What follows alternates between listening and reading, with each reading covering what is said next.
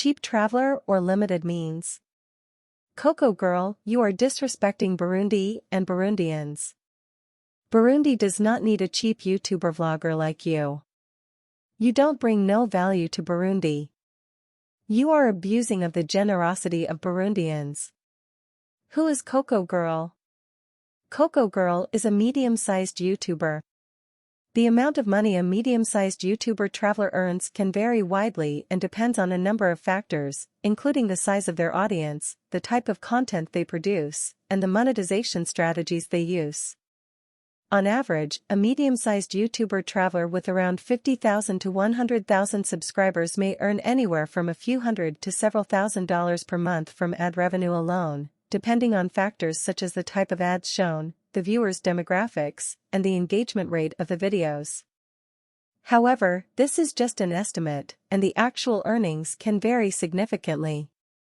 Due to budget constraints, Coco girl is limited in her options and destinations. She cannot afford to travel to more expensive or exotic locations. She can only afford street food. She is afraid of medium-sized restaurants. Is it a shortage of money, or is Coco girl a cheap traveler? Let's see how much Coco girl makes per year.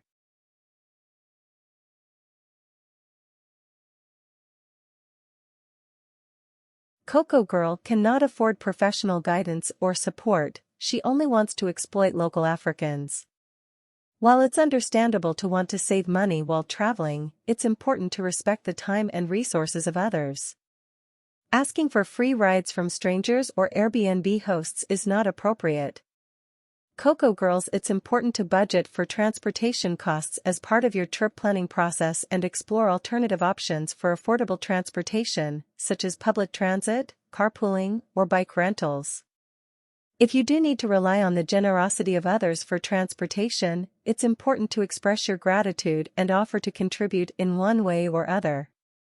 Ultimately, it's important to respect the boundaries of others while traveling. In general, it is unethical and unacceptable for any content creator to exploit vulnerable individuals for the purposes of creating content, regardless of the context or the specific population involved. Any form of exploitation, including the use of individuals as props or subjects for content, is a violation of their rights and dignity. It is important to create content that is ethical, respectful, and socially responsible. Oh, look at that! Look at that! Just my owner of my apartment now dropped me here. He just told me that I can take bus from here to my place. My name is Coco Girl, no Muslim girl, and I don't going to bring you money, brother. So, because you can go to work a lot. I didn't know that this is going to be so difficult to find local food. I mean that if you are from outside, like you need to search, and if you're from inside, you probably know everything. Brother, where I can find local food? Posho, ugali. Ugali? Yes. You can go there. Where, there? Yes. In the other side? Yes. Thank you. Okay guys, let's cross. Local food. Coco girl is a stupid traveler. Coco thinks that Africans only eat ugali, posho, sukuma wiki. African food is diverse and delicious. African good offers a wide range of flavors and textures to explore. Coco girl, a simple Google search could have given you insights of what type of food to find in any particular country.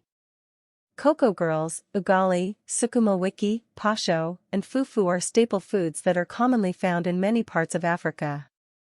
Here is a brief overview of where you can find these foods in Africa. Kenyan food. 1. Ugali is a type of maize meal porridge that is a popular staple food in East Africa, particularly in Kenya and Tanzania. It is typically served with a variety of stews, vegetables, and meats. 2. Sukuma wiki is a Kenyan dish that consists of kale or collard greens that are sautéed with onions and tomatoes. It is usually served as a side dish with ugali. Uganda food. Posho is a type of maize meal porridge that is a popular staple food in East Africa, particularly in Uganda. It is similar to ugali, but is often prepared with a finer maize meal and may be served with beans or vegetables. West Africa. Fufu is commonly found in West and Central Africa. It is typically made from cassava or yams and is served with a variety of stews and soups. These foods can be found in local markets, restaurants, and street food vendors throughout Africa. They are an important part of many African cultures and are often served during special occasions and celebrations.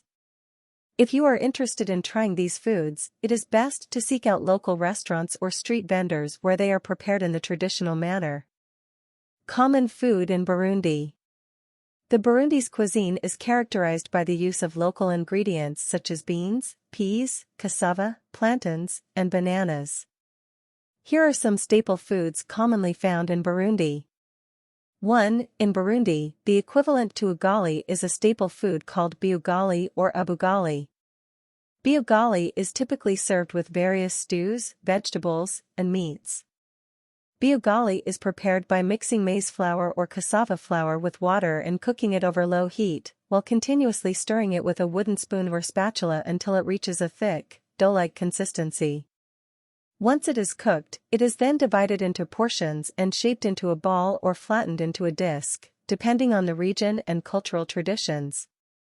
Biugali is an important part of the Burundian diet and is often served during special occasions and celebrations. 2. Beans. Beans are a major staple food in Burundi and are commonly used in many dishes. They are usually cooked with vegetables and served with rice or biugali. 3. Bananas. Bananas are a popular fruit in Burundi and are used in many dishes, both sweet and savory. They are often cooked and mashed to make a paste-like dish called matoki, which is served with stews and sauces.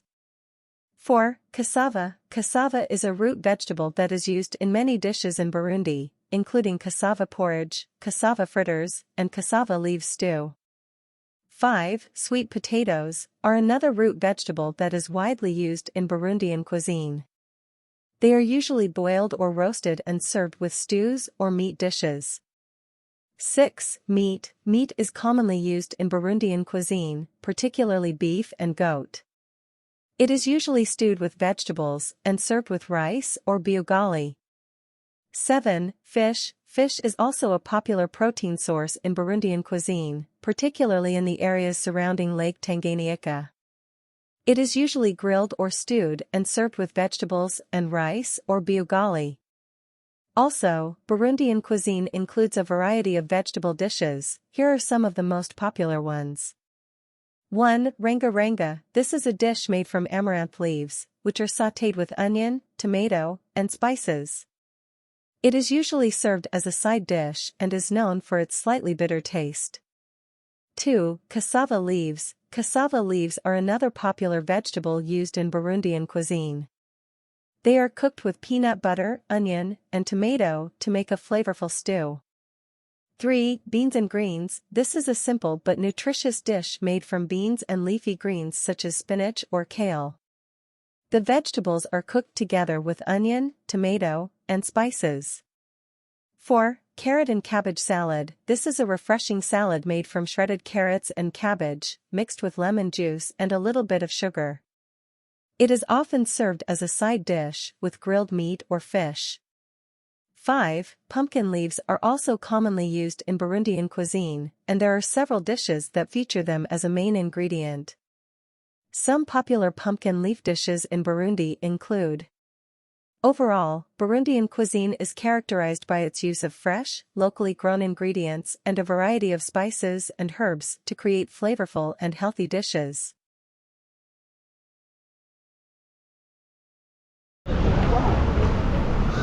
Where is the market? Market. Market. You wanted to buy Vegetables. Local market. Yeah, this is for my YouTube channel. use us. What? We are a policeman. I know that you are police. What if you wanted to And buy? I am YouTuber. I want to ask you, like I asked you before, where is the local market? I don't change my ask. Where is the market? Do you know what to speak French? No, I don't speak French. Yeah, this is for my YouTube channel. You have a problem with my camera? Why you push me? Why you touch me? Yeah, but don't touch me. You can tell me to off the camera. You don't need to touch me. Please don't touch me. Okay? What the fuck? Why you touch me? They don't like the camera, but they can tell me, please off the camera. Coco Girls does not respect No problem, local let's police continue, guys. and local laws. Disrespecting local police or local laws can have serious consequences for you, Coco Girl. It is important to respect local laws and authorities while traveling in a foreign country. Violating local laws, such filming local policemen on duty, can result in arrest, fines, or other legal consequences. Disrespecting local police or authorities can escalate a situation and make it more difficult to resolve. It is important to remain calm and respectful when interacting with local officials and to cooperate with their requests. Ultimately, Coco Girl, as a traveler, you have the responsibility to act in a respectful and responsible manner while abroad, and to abide by local laws and customs. It is important to recognize the dignity and value of all human beings, regardless of their socioeconomic status or ethnicity, and to avoid using exploitative language that reinforces negative stereotypes. In conclusion, Coco Girl, abusing the generosity of locals while traveling is not only unethical, but it can also create negative experiences and harm the reputation of travelers as a whole. When traveling, it's important to respect the culture and customs of the local community and to engage with them in a way that is respectful and appreciative. It's also important to recognize that locals may be willing to share their resources, time, and knowledge, but it should not be taken for granted or abused. If you do find yourself in a situation where locals are offering their generosity, it's important to express your gratitude and be mindful of the limits of their generosity. It's also important to offer something in return, such as sharing a meal or cultural exchange, as a way to show appreciation for their kindness. Additionally, it's important to be mindful of the impact of your actions on the local community and to avoid actions that may cause harm or disrespect their culture and way of life. In summary, it's important to be respectful and mindful of the local community and to engage with them in a way that is appreciative of their culture and resources, without taking advantage of their generosity.